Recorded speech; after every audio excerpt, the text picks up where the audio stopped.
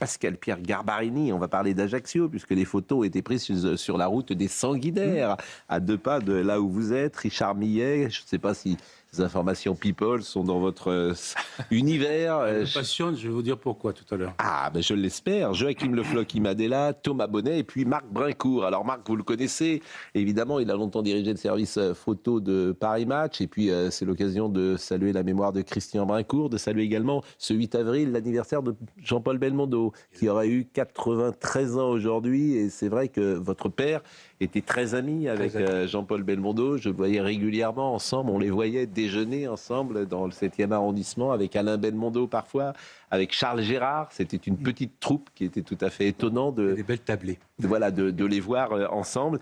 Et puis Christian, vous allez pouvoir nous parler de cette union qui existe entre Paris Match, bien sûr, et puis les politiques. Je disais, c'est une nouvelle politique ce matin. Alors, les images, elles ont été prises. Et là, je vais demander aux professionnels que vous êtes, est-ce que c'est une vraie paparazzade? Est-ce que c'est une fausse paparazzade? Même si vous n'êtes plus aujourd'hui dans la rédaction de Paris Match. Non, mais je suis très en contact avec la rédaction. Alors, est-ce que ce sont des photos il y a 2 types ou 3 types de photos. Il y a la photo volée. Il y a la photo volée, après on donne son accord. Je crois que c'était ce qui s'était passé entre Mazarine et François Mitterrand. Et puis il y a la photo posée. Donc là, manifestement, quand vous voyez ces clichés, comment vous les analysez? Et je le dis pour Europe 1, évidemment. On voit les photos à l'instant de Jordan Bardella et de sa compagne, aujourd'hui, Maria Carolina de Bourbon, des 2 Siciles, qui sont à la une de Match. Marc Brincourt. Si je peux me permettre de faire une petite rectification par rapport à Mazarine à Mitterrand, ce n'était pas en accord avec Mitterrand. C'est François Mitterrand qui a laissé faire, c'était complètement différent. Ah non, quand c'est un accord, si accord il y a, on s'appelle... Mais il a donné son accord après, c'est ce que je voulais dire. Non, il a laissé faire, donner son accord. Ensuite, quand Roland Dumas lui a apporté les photos, il a dit, en disant « Que fait-on, Monsieur le Président ? Papier bleu ou pas ?» Qui avait fait cette photo d'ailleurs? C'était Rostin? Non, non, pas du tout. C'était pas Rostin. C'était un autre. Bon, là, d'ailleurs, c'est le même photographe qui avait fait la photo de François Hollande avec les croissants. D'accord. Avec les croissants ou avec les Fabius? Non. François Hollande, quand il est à le scooter. Le scooter. Oui. Le scooter. Bon. Voilà, effectivement, c'est les grandes affaires françaises, comme vous l'aurez deviné. Bon, là, par exemple, on sait pas. J'ai regardé, on sait pas qui a fait les photos. C'est pas marqué. Non, c'est ce qu'on appelle dans le jargon une paparazzade, une planque. Voilà. Donc le photographe, il est. Alors Jérôme Béglé, qui dirige Match, doit le savoir. Il ne le dira pas, bien évidemment, mais c'est un photographe. On ne sait pas qui l'a fait. Voilà, moi non plus. Et si, vous savez, vous. Non. Oh. Vous mentez. Vous avez dirigé le service photographique. Bon. Non. Bon, mais ça, c'est ce qu'on appelle, quand vous les voyez, ces images, le professionnel que vous êtes, vous les décodez comment? Pour moi, c'est un coup, et c'est une information, et c'est une paparazzade. Pour moi, oui. Vous savez que souvent, on se...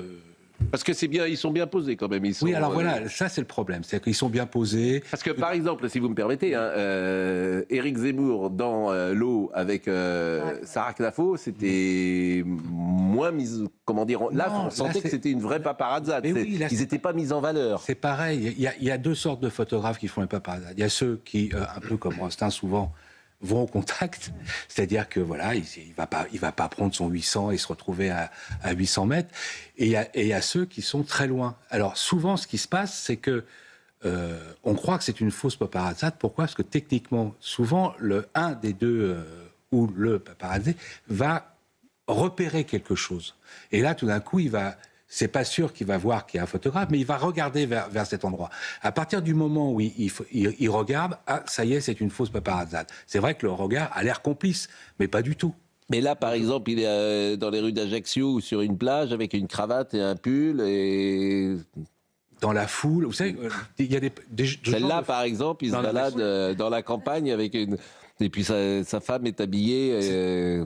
Oui, alors, là, vous pensez que cette photo, par exemple, la réflexion Thomas Bonnet est bonne. Il sait qu'il va être vu. Il y a ceux qui vont être vus, comme François Mitterrand et Mazarine, qui normalement arrivaient toujours séparément au Guy Vélec, dans ce restaurant, sortaient l'un après l'autre et tout. Et là, comme par hasard, ils sortent ensemble. Il reste quelques secondes, une main sur l'épaule. il se doute bien qu'il y a un photographe. Enfin, voilà, je veux dire, non, pour moi, c'est une... Bon. Comment vous avez annoncé que vous êtes avec quelqu'un? Quand vous êtes un responsable politique, comment vous annoncez que vous avez une compagne dans votre vie? Vous n'allez pas faire le 20h TF1 pour dire, voilà, j'ai une compagne. Donc, ça peut être un moyen... Je n'ai pas eu à gérer, effectivement, dans votre itinéraire, vous vient à l'esprit. Pour le moment. Vous n'avez pas Ça peut... Pour Maï-Hélène, journaliste politique, est-ce que c'est un fait politique, selon vous, la une de Match ce matin? Ce qui est sûr, c'est que les candidats à la présidentielle, et Jordan Bardella en est peut-être un, sont obligés à un moment ou à un autre dans l'année qui précède l'élection présidentielle, ils sont obligés d'en dévoiler un peu plus sur leur vie privée, si vous voulez. Quand on est candidat... Marine Le Pen n'a jamais rien donné, pardonnez-moi. Hein. Marine Le Pen n'a jamais rien donné. Elle a fait combien? 3 campagnes? 2 campagnes? Elle n'a jamais rien donné de sa vie privée. Ces enfants, vous ne les avez jamais vus. Une volonté de protéger. Ils sont protégés, ces enfants. C'est une exception. Franchement, je pense qu'elle-même, ayant souffert sans doute ou vécu, elle a protégé ses enfants. Personne ne sait quel âge ils ont, où ils habitent. Et il n'y a pas que les présidentielles. Il y a les hommes politiques, à un moment donné. Il y a un passage comme ça dans Paris Match où nous, c'est notre façon de raconter la politique. Il y a celui qui harangue la foule derrière un micro, qui fait des débats, et puis à un moment donné, nous, on offre quelque chose en plus à nos lecteurs, c'est-à-dire qu'on les fait rentrer dans une sorte de vie privée. Et puis, quelquefois, c'est la vie privée, c'est un rendez-vous, et là, tout d'un coup... Alors, c'est pas un choix politique que je dis là, mais ils sont quand même plus glamour que, je ne sais pas, je ne vais pas citer un couple, un couple auquel je pense, de la France insoumise. Bon, je les trouve un peu plus glamour. Elle est jolie, j'ai le droit de dire ça. Jolie, mais bien sûr, ils sont jeunes et beaux. Donc, maintenant, ce n'est pas un choix politique que j'aime. C'est pas nous qui faisons les personnages. Oui, donc c'est Marie-Hélène. Jordan Bardella a écrit 2 livres en 1 an et demi et il tient à préserver sa vie privée, mais d'une manière presque maladive, si vous voulez. C'est quelqu'un qui, depuis qu'il est entré en politique, a choisi de faire vraiment de sa vie privée un jardin secret que personne ne peut toucher, un peu à l'image de Marine Le Pen. Et là, on voit que peut-être avec un changement de stature qui suivra dans les prochains mois, il a au moins compris qu'il était temps pour lui de livrer un peu plus de lui aux Français, peut-être tout simplement pour qu'ils le connaissent mieux. S'il est amené à remplacer Marine Le Pen, il est aussi censé rentrer dans un nouveau rôle et il doit apprendre à être plus connu des Français. Alors, cette jeune femme, Maria Carolina de Bourbon des Deux Siciles, en italien, Maria Carolina di Borbone dei Due Sicilie. Bon, c'est quand même, c'est classe. Bon, disons-le. Bon, elle est née le 23 juin 2003, donc elle a 22 ans. Bon. Elle est membre de la maison de Bourbon-Sicile, une ancienne dynastie italienne. Elle est la fille aînée du prince Charles de Bourbon des Deux Siciles et de son épouse Camilla Crociani. Elle porte les titres de courtoisie de duchesse de Calabre et de Palerme. Bon, on connaît la vie de Jordan Bardella. C'est un enfant modeste, c'est un enfant qui de banlieue parisienne. Voilà, de Saint-Denis. Donc, il y a effectivement...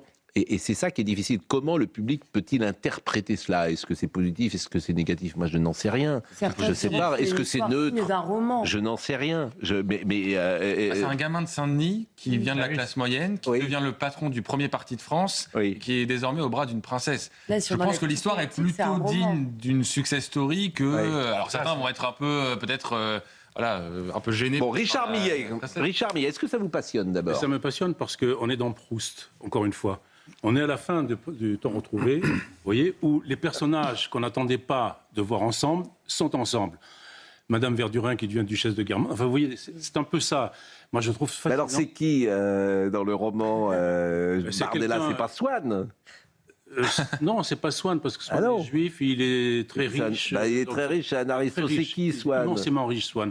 Il n'y a pas de pauvre qui devient riche, il n'y a pas de pauvre dans la recherche qui épouse une duchesse, ça ne se passait pas comme ça il y a un siècle. Il ne l'a pas encore épousé. Oui, il ne l'a pas encore épousé. Non, mais ce qui est fascinant, c'est le rapprochement, si vous voulez, comme vous le dites, de quelqu'un qui n'a pas quasiment fait d'études, qui est issu de l'immigration, lui aussi, et qui devient peut-être l'époux de cette princesse qui est une héritière de Louis XIV, une descendante de Louis XIV. Vous voyez un peu la collision entre deux mondes et qui représente peut-être la France de demain. Je trouve ça fascinant beaucoup plus que la France insoumise, si vous voyez ce que je veux dire. Oui, c'est une belle synthèse de ce qu'est l'histoire. Bon, il y a un précédent, disons, il y a, comment elle s'appelle, Charlotte Casiraghi, avec un écrivain dont le nom m'échappe. Gad Elmaleh. Non, elle est avec un écrivain aujourd'hui. Aujourd'hui, avec un écrivain. Oui, vous voyez, je vois, effectivement. d'origine modeste, paraît-il. Bien sûr, lui bien aussi. sûr. Bon, et oui, et vous savez, aujourd'hui, hein, on n'est plus, il n'y a plus la noblesse, le tiers-état, et bon, qu'est-ce qu'il faisait à Ajaccio? Il était sur vos terres, qu'est-ce qu'il faisait, route des Sanguinaires? Il a tout compris.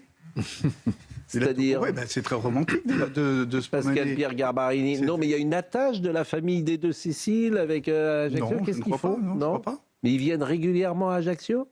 J'ai cru comprendre que Jordan Bardella venait régulièrement à Ajaccio, oui. Il a je ne sais pas s'il a des attaches, mais en tout cas, l'endroit lui plaît. On va pas. Il a bon goût. Il y vient depuis l'enfance. Maï-Hélène Trémollet. Apparemment, il y viendrait depuis l'enfance, selon l'article de Paris Match. Donc, Je l'ai, l'article de Paris Match. Je vais quand même vous lire, parce que l'article de Paris Match, est-ce que je l'ai? Non, je ne l'ai pas d'ailleurs. Pourquoi je ne l'ai pas? L'article de Paris Match, je l'avais, mais je ne l'ai plus. Je ne l'ai plus, mais je vais le retrouver, sans doute. Alors, évidemment... Paris Match, vous nous avez apporté quelques photos parce que l'histoire de Match, je le disais, il y a pas, c'est l'histoire des présidents de la République et de leur intimité. On va voir plusieurs images. Tous se sont prêtés parce que la télévision, c'était plus compliqué sans doute de faire rentrer les caméras. Mais là, par exemple, vacances en amoureux avant l'offensive. D'ailleurs, beaucoup de gens ont même trouvé que Paris Match avait fait la campagne d'Emmanuel Macron, qui avait quelque chose dans cette période-là, qui avait favorisé une image glamour. Je l'ai souvent entendu, ça, Marc Brincourt. Mais bien sûr, mais ça, toutes les campagnes, mais même les hommes politiques. Non, mais sont pour pas en Emmanuel campagne, Macron, en 2017, souvent j'ai entendu l'influence. Match avait eu de l'influence avec ses couvertures, vrai ou pas? Parce qu'on montre des choses qu'on ne voit pas ailleurs. Je veux dire, comme je disais tout à l'heure, il y a plusieurs façons de raconter les choses et les histoires. Et là, visiblement, voilà, ça a plu. Pourquoi? Parce que ce président jeune, un peu à la Kennedy, c'est très formule Kennedy, ça. Hein. Rappelez-vous les photos de John Kennedy avec sa femme, Jackie, faisant du bateau. Les enfants dans le avec les bureau enfants ovale. et tout. Voilà. Vous savez, il y a celui qui a tout compris et qui a vraiment voulu, disons, changer un peu son image de marque, c'est Georges Pompidou. Georges Pompidou avait ce côté banquier de chez Rothschild et tout. Et là, il s'est dit, il faut que je rentre chez les Français et dans le lecteur en montrant. Et là, c'est où, quelque par chose. exemple, cette photo qui est très célèbre? Voilà. C'est à Saint-Tropez? Non, ça c'est en Bretagne. Et il y a une autre photo où on le voit, lui, avec une épuisette en train de pêcher la crevette. Voilà l'image voilà, celle-là. Ça, c'est en Bretagne aussi? Ça, c'est en Bretagne. Là, elle est quand même incroyable. Alors, je le dis pour Europe 1, parce qu'évidemment, à la radio, les images, c'est moins visible. On voit le président Pompidou. D'abord, on adore voir des images du président Pompidou, cette simplicité qui arrivait quand même en Porsche à Matignon. Vous C'est imaginez? peut-être pour ça aussi qu'il a Qui montré... fumait. Aujourd'hui. Qui fumait. Alors ça c'est peut-être pour ça qu'il a aussi montré, laissé prendre cette photo, parce que rappelez-vous que Général de Gaulle lui avait dit un Premier ministre ne roule pas en Porsche. Ouais. Donc peut-être qu'il a voulu aussi montrer aux Français... Bon, très belle image de Madame Pompidou qui a marqué aussi à sa manière, hein, alors que évidemment la femme de Charles de Gaulle était assez effacée, tant Yvonne, on n'était pas dans la même caractère, période. mais effacé. De caractère. Il y a des très beaux livres sur leur histoire d'amour. Moi, j'avais lu Charles et Yvonne, un livre une fois formidable d'une jeune femme qui avait raconté l'intimité très grande et l'histoire d'amour entre les deux. Alors ça, c'est donc ça, c'est une photo, l'histoire de aujourd'hui. Ça, c'est un scoop. Oui, je suis à scoop, mais elle est en train de faire, comment dire, c'est une image d'Épinal, donc elle est en train de coudre Yvonne de Gaulle et lui lit. Vous vous rendez Donc compte? il a accepté en 1954, donc là il n'y a pas de... Il n'est pas président là. Il n'est pas président, il est en train d'écrire ses mémoires de guerre. Ouais. Là il y a un deal qui est passé, disons, entre l'éditeur et Paris Match, en disant voilà, on va parler du livre, mais il nous faut quelque chose. Il nous faut toujours quelque chose à Match, d'exclusif. Comme le général de Gaulle connaissait un de nos reporters, le photographe Jean Mongeau, qui avait fait partie d'un compagnon de la Libération, il a accepté que l'équipe de Match passe 3 jours à la Boisserie. Alors on voit bien, comme vous voyez, cette couverture, ou même quand il a... On sait que c'est pas son truc, Charles de Gaulle, de poser tout ça, il est raide comme Piquet, comme vous dites, la tante Yvonne fait tricote et tout, mais voilà, on est dans l'univers de la boîterie qu'on n'avait jamais vu. Joachim Le Floch-Imad sur les people et les politiques. Ce que je constate, c'est qu'il y a quand même un 2 poids 2 mesures dans le traitement médiatique, dans la mesure où on voit depuis hier que Jordan Bardella et sa compagne subissent tout un tas de ricanements, d'attaques un peu en dessous de la ceinture, alors même que les dizaines et les dizaines de unes du couple Emmanuel et Brigitte Macron n'ont gêné pas grand monde, quand même, il faut le dire, à l'époque. Vous trouvez qu'on ricane sur les la réseaux une? sociaux, je vois passer Oui, mais attaques extrêmement violentes. Et je ne peux pas m'empêcher de voir derrière ces attaques une volonté d'assigner à résidence sociale, à résidence identitaire. En fait, on ne supporte pas qu'un enfant... Mais qu'est-ce qu'on dit, par exemple, sur les réseaux sociaux ? Qu'un produit de l'assimilation républicaine puisse avoir connu une telle ascension Qu'est-ce qu'on dit sur les réseaux sociaux ? C'est d'abord que c'est arrangé et que voilà. Ça l'est, on le devine, Oui, que mais ça non. l'est plus ou moins, en tout cas. Le sous-texte. On devine en tout cas qu'ils ont donné leur accord. L'interprétation qu'on peut faire, c'est que la campagne présidentielle part et qu'effectivement, il a envie de mettre ça de côté. Donc, une fois pour toutes, c'est fait. Et pour ne pas être lâché de manière moins... Le sous-texte de ceux qui disent que c'est arrangé, c'est de dire, et je l'ai lu, c'est la normalisation, la banalisation de l'extrême droite. On en revient toujours à la même chose. Et vous parliez, moi je vais dire le nom, Raquel Garrido, Alexis Corbière, qui sont par exemple aujourd'hui, Alexis Corbière est le premier à dénigrer cette une. Lui-même a posé dans Match avec Raquel Garrido, et c'est Gabriel Cluzel qui l'a rappelé sur les réseaux sociaux. Donc en effet, il y a un deux poids deux mesures, Joachim a parfaitement raison, et aussi, je pense, un peu de mépris social. Jordan Bardella en parle très souvent. Il ne vient pas du même sérail que les autres et on lui rappelle assez régulièrement. Et je crois que là encore, on le voit. Donc, ce qui se dit aussi sur les réseaux sociaux, c'est que c'est la banalisation, c'est ce que vous me dites, qu'à travers Match... c'est-à-dire que... Oui, mais ça, c'est intéressant. Ce qui est vrai, sans doute... Ça serait intéressant en 1988, peut-être lorsqu'il s'est présenté. Non, il n'était pas candidat en 88, je crois, Jean-Marie Le Pen. Mais mettons par exemple en 2001, je ne pense pas que Match a fait sa une avec Jean-Marie Le Pen et sa compagne dans des images, dans des photos. Sa compagne, c'était Jeannie Le Pen, je crois, à l'époque. Et ça, c'est vrai, ça fait sens. Oui, mais il n'a pas fait... C'est-à-dire que le monde a changé, le regard sur le RN a changé. Mais il y a eu plein de sujets, beaucoup de sujets faits sur Jean-Marie Le Pen, avec entre tout, avec sa famille. Oui, tout à fait. Non, mais je veux dire, ce qui est important, c'est qu'ils sont tous passés. Oui, mais tout le monde n'est pas traité pareil. Même Coluche, quand il s'est présenté... Tout le monde n'est pas traité pareil, Marc. Non. La couverture de Éric Zemmour, elle n'était pas positive pour lui. C'est quand on dit, journal d'extrême droite, je veux dire, on a fait 8 pages sur Alec Laguillet. Regardez, cette image, convenez que cette image, alors ça c'est une vraie paparazzade, convenez que cette image n'était pas pour lui forcément très positive. C'était pas... C'est une info. Oui, c'est une info. Non, mais, tout est politique. Toutes les paparazzades ne sont pas belles. Je veux dire ce que je veux dire. Oui, mais Match... En général, même quand on passe une paparazzade, on essaye quand même qu'elle ne soit pas disgracieuse par rapport au personnage, pour vous en citer. Moi, je trouve que tout est politique. Tout est politique. C'est les marxistes qui disent ça, je crois, tout est politique. Eh bien, je suis marxiste. Encore heureux qu'un homme du peuple puisse avoir une relation amoureuse avec quelqu'un de l'aristocratie. Encore c'est un roturier. Voilà, c'est dans le prolongement de la nuit du 4 août, l'abolition des privilèges, et puis me semble-t-il. Vous voyez ça comme ça, vous. C'est une belle synthèse de ce qu'est la France. C'est le mot de Peggy, la République, notre royaume de France. Là, on est en plein ça, avec une descendante directe de Louis XIV et un produit de la méritocratie. Et à la fin, juste, Thomas Bonnet. Comment ça peut être reçu dans l'opinion, on verra, mais ce qu'on peut dire quand même, c'est que, et je pense que je parle sous votre contrôle, Marc, mais il y a un côté peut-être un peu rassurant, les Français, quand ils voient qu'un responsable politique est au bras d'une jeune femme, a une vie de famille un peu comme tout le monde, il y a un côté un peu, il est comme nous, je pense qu'il y a un aspect rassurant, il est candidat, il est favori dans les sondages. Si vous me permettez, il y a aussi d'envoyer des signaux. Ce qui me frappe, et c'est pour ça que tout fait sens, je trouve chez Jordan Bardella une volonté d'une forme de conformisme qui s'installe depuis de nombreux mois. Et ce conformisme, on le retrouve en passant sous les fourches caudines de Match de la même manière. Et ça peut être d'ailleurs un danger précisément pour lui. De ce conformisme, de se rapprocher finalement de ceux qui ont gouverné la France depuis 40 ans, alors que le Rassemblement national incarnait une rupture dans l'esprit des gens. Ils ne sont pas comme les autres, disaient les électeurs du Rassemblement national.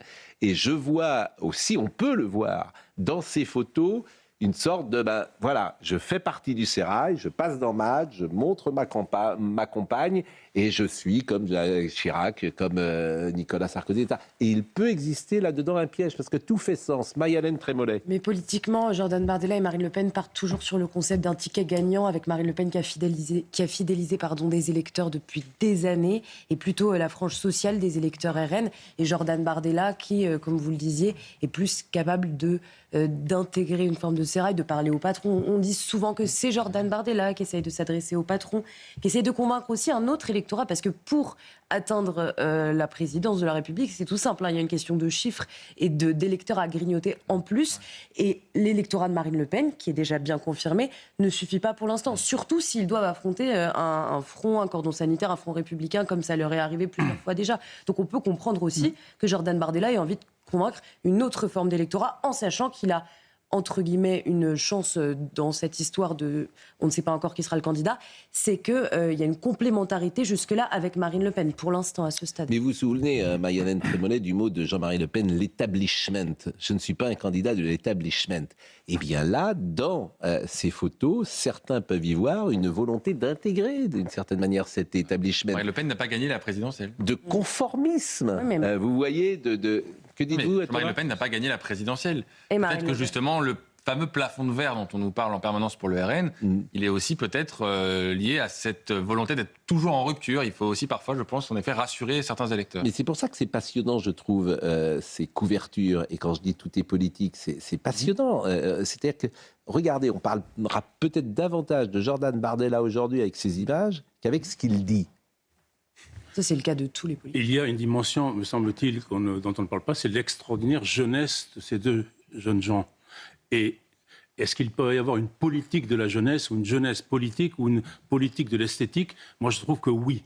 Par rapport à toutes les vieilles badernes qu'on entend dans le système politique, je pense que c'est un atout. En tout cas, c'est sûr que son âge va être un argument de campagne. On va lui opposer le fait qu'il est très jeune. Montrer que vous êtes en couple, ça peut participer aussi, j'imagine, à une forme de maturité. En tout cas, ça peut être perçu comme ça. Marc Brincourt est venu avec nous ce matin. Il nous a apporté quelques clichés qui rappellent combien la vie de match et la vie de la France se confondent parfois.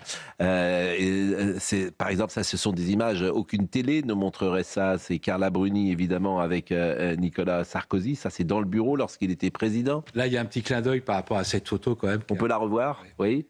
Pourquoi le photographe, c'est Pascal Rostin, célèbre paparazzi. Mais comme il est assez copain avec Carla, il a réussi à ce que le président accepte que ce soit lui. Mais quand je dis clin d'œil, c'est que c'est ce photographe aussi qui avait fait la photo de la femme de Nicolas Sarkozy quand il est à New York avec Athias. Oui. Il aurait pu lui en vouloir. Qui était à la une qui était à la une de match. Mais là, évidemment, c'est pas une paparazzade parce qu'on est dans le bureau de l'Élysée. Donc Pascal Rostin est très fort. Mais s'il arrive à entrer dans le bureau de l'Élysée sans que ça se voit et de les faire poser, donc ça, c'est une image effectivement du couple Sarkozy-Bruni. Et c'est vrai que c'est important. Par exemple, moi, je me souviens, Carla Bruni, lorsqu'elle est en Angleterre, habillée comme elle arrive, qu'elle fait cette révérence devant la reine d'Angleterre, les Français que nous sommes sont fiers. Mais voilà, c'est très élégant. Voilà, il y a aussi cette dimension-là. Mais il y a cette dimension. Tu es fier de celui qui te représente. Et évidemment que ça compte.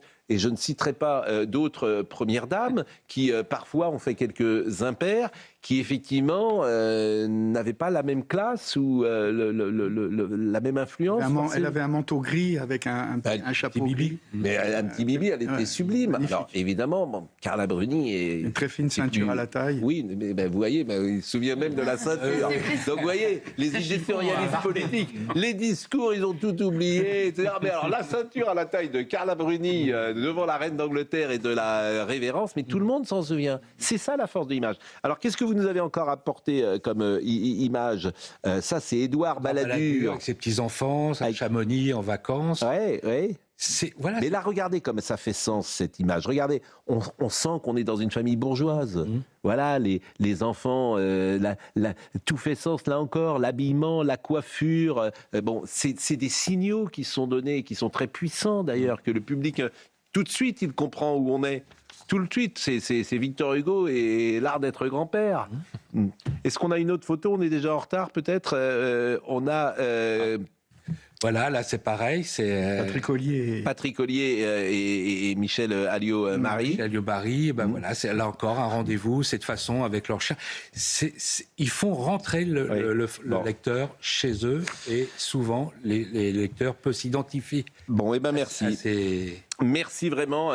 Moi, j'ai trouvé que c'était intéressant d'en parler. Il y avait une image de Giscard aussi que on n'a pas vue, mais je peux lire le début du papier de Match que vous lirez.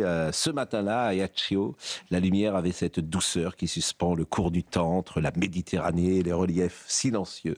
Tout paraissait s'accorder dans une harmonie presque irréelle. Les Corses connaissent ce miracle, les îles sanguinaires, ces 4 îlots mystérieux situés à l'extrémité du Golfe. C'est dans ce décor où chaque pierre semble chargée de mémoire qu'une scène inattendue s'est offerte au regard. Jordan Bardella et la princesse Maria Carolina de Bourbon des Deux Siciles marchent côte à côte. Bon, c'est vrai que c'est aussi une écriture qui est, comment dire cela, qui raconte une belle histoire.